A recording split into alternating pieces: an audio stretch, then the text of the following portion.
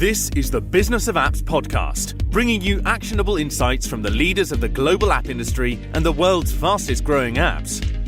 You can find more app news, data and analysis over at businessofapps.com. Welcome to the Business of Apps podcast. On this show, we invite app industry professionals to cover various topics. We promise to do our best to keep it both insightful but brief. In this episode, we have Paul McCallum, Director of Consumer Acquisition at Babylon Health. Paul, welcome to the Business of Apps podcast. Hi, thanks for having me on. All right, today we want to bring up a case study for what App Store optimization is capable of doing for an app's visibility on app stores.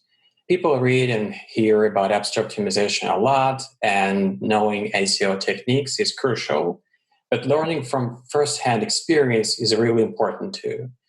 So case in point for today's conversation is Babylon Health app for UK's leading digital healthcare service, and how by applying SEO techniques, its team could shift the user acquisition equation from Apple paid search ads to native search. Paul, tell us about yourself, please. Hi, so I'm Paul McCallum. I currently live in Chelsea in West London, but you can probably tell from my accent that I am originally from Scotland. I was born and raised in the Vale of Leven, which is a small town near Loch Lomond. It's about 45 minutes away from Glasgow. Very fortunate at the moment that my commute to work at Babylon is just a 20-minute walk. Although actually right now, just like the rest of London, I don't actually have to commute, so I'm actually stuck in the house due to COVID-19. So I'm sure the bulk of our audience has heard about App Store optimization techniques, but let's make the case for why it's important for an app. So App Store optimization is vital to any app. And I have a little way of describing this. It's a good way to look at this is that your App Store page is a bit like your shop window to the world. And like all good shops, you want to make this as appealing as possible so that people decide to come into your store. That's what a shop window is all about. But for me, App Store optimization is more than that. It's more than just getting them to come in. It's also vital to helping people find out that you have a shop in the first place. By improving your organic visibility, you can get more people to look in that window for free. And that means you don't have to rely on people like Facebook or Snapchat or Google in order to get them there in the first place. That's a cool analogy with window. I'll remember it. Now let's talk about the Babylon Health app itself. To lay out the case, let's begin with the time when you joined Babylon Health team. Did you use paid search advertising back then? And what was the ratio between native vs paid? And how has it been changing over time? So Babylon Health is an app that I joined back in September 2018. And it's a healthcare app that allows people to speak to a doctor on their phone. It has a chatbot and so on and so forth. And so when I first joined, we used a variety of different paid channels across Apple search ads, Google UAC campaigns, paid social on Facebook. And so when I first joined, I think our percentage of installs was about 75% paid, 25% organic when I first started. But over the last 18 months, I guess it is now, we've managed to sort of flip that ratio completely around. So now when I look at the numbers for the UK, 75% of our installs come organically, and we only actually pay for like 1 in 4 of them. So 25% is now paid. So we've seen a real shift in the past 18 months. So it kind of flipped the picture completely. So did you take on the task to apply SEO techniques for your app on your own, or you look for help outside? And if the latter, and did you have certain criteria for search in mind? What was the process? It's a great question. So when I first joined, my focus was on improving our paid channels, I have to be honest. We were obviously spending a lot of money on our paid channels, and there was a lot of room to make efficiencies there that would save the business money to spend elsewhere, basically. So I guess when I first joined, I was really focused on changing agencies. So we actually selected Brain Labs to help with our paid digital channels, and they did a really great job improving our search and our social channels, including app install campaigns. However, I'm a great believer in sort of trying to learn how to do things in-house. And so over time, we actually moved our paid digital spend back to a team of in-house people. And that was all done in the first 6 months. So we changed agencies and then built a team. So once we had that paid activity in a decent shape, I knew that we needed to sort of improve our organic performance. And so we'd already picked a great SEO agency in Verve Search, and they were doing great work on our websites. But websites and app stores, two very different things. And so I quickly recognised that for the purposes of App Store optimization, I needed to get a fresh set of eyes and a fresh set of skills to look at that. I basically reached out to a few friends in my network. I've been in marketing for like 20 years, and I sought some advice as to who would be the best agencies to consider. And that's how I was introduced to our agency, who are, sorry to confuse people, are actually called ASO. They're now called Jellyfish because they were bought by Jellyfish, but at the time they were called ASO, and I think they're still called ASO as part of Jellyfish. And so I was introduced to them by a friend, and I knew that after a couple of introductory meetings that those were the right guys to work with, because they only focused on App Store optimization. And so they were really experts in their field. And I just knew that they would give us the skills and the tools to help us improve Babylon. Gotcha. So you got help from outside. Now, what was the key SEO factors you focused on to improve your app ranking on the app stores? Was it about ranking improving for the iOS App Store, Google Play Store, or both? So we wanted to improve on both, definitely. So we wanted to get our iOS and our Android into the top 3 of the App Store. It was kind of like a company goal that we'd been set. And it was sort of clear from working with ASO that we had, I think one of the first things that became important is that we had a host of important keywords that we had never optimized our App Store listings for. And so that was obviously one of the key things we knew would help improve our ranking factor. But the second thing we knew we had to do was we had to improve the look and feel of the actual pages and screens that we had in the store. Because we knew that bringing people to the store was one thing, as I said earlier, but you also want them to actually install the app. And it's by combining those two factors that you get to improve your ranking, basically.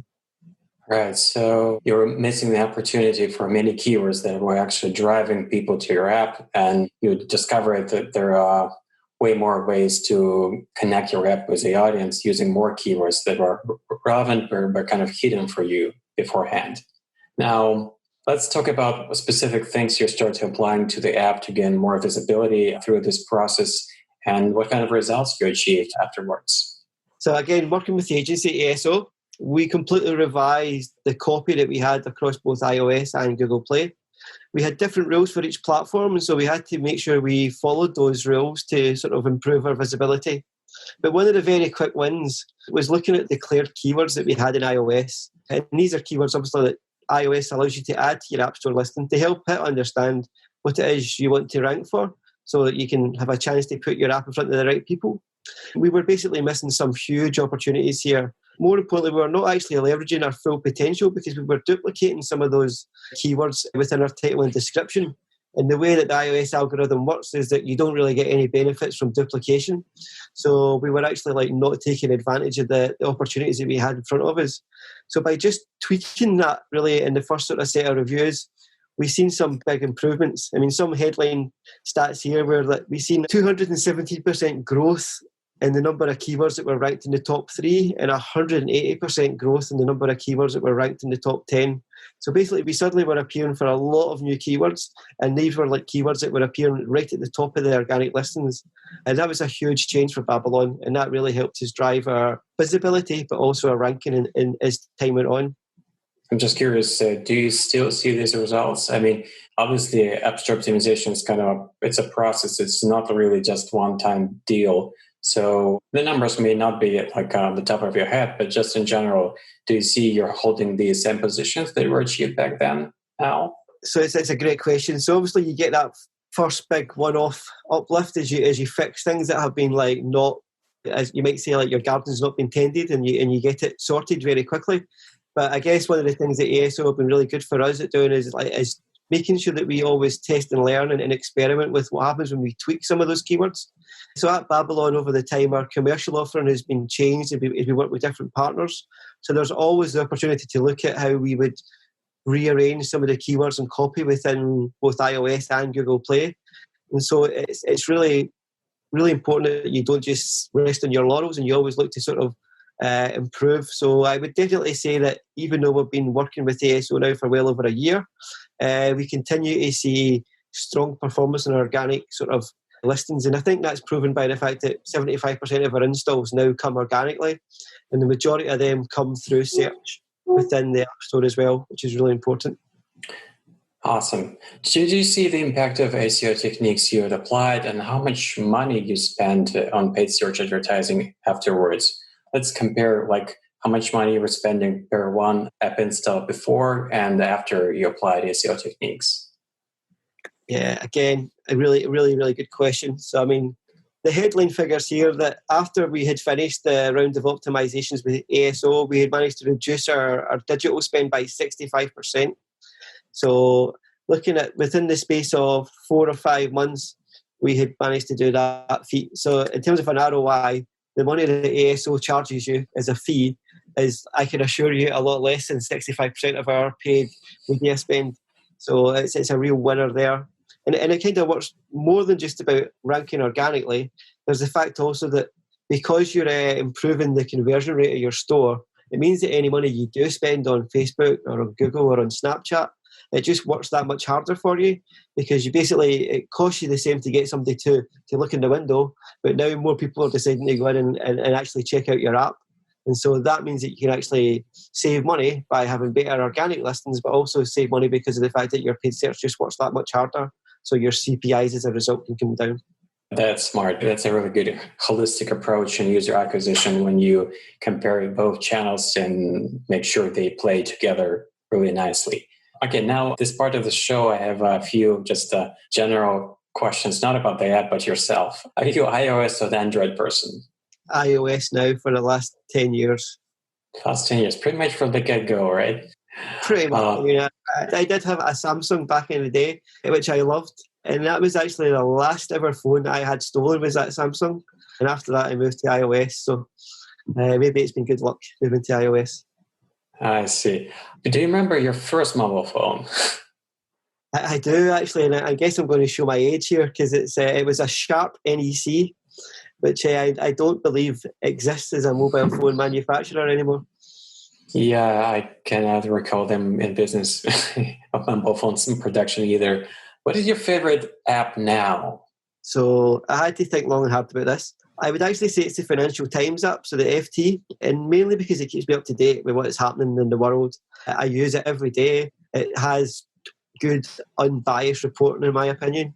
Coming from a publishing background, I used to work at The Economist. It was a toss-up between the FT and The Economist, so I hope any Economist listeners don't take offence, or anyone I used to work with, but I think the FT just edges it. They use subscription model, right? I have a subscription as well. I guess the fact you pay for it means that you want to actually get the most out of it as well. I think there is an element of that involved. You know what you pay for, as they say. That's right. Speaking of new app technologies that are on the horizon, what are you waiting for? What would you like to see in the apps in the coming future?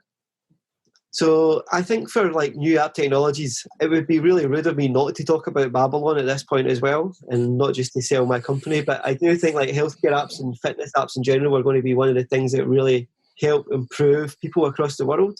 And I think like the key here for like these apps is that we should be focusing on when people are not just sick, but when people are like stopping them getting sick in the first place, if that makes sense. So how do you monitor people's vital symptoms? So things like heart rate, things like exercise, and then maybe flag that things are like not how they should be, so that people can start to pay closer attention to their health and spot things earlier. And I think Babylon is really trying to get to that spot, and I hope we are the first people to do it. But I think in the years to come, there will be apps that do this, and those apps will like save a lot of money from healthcare costs around the world.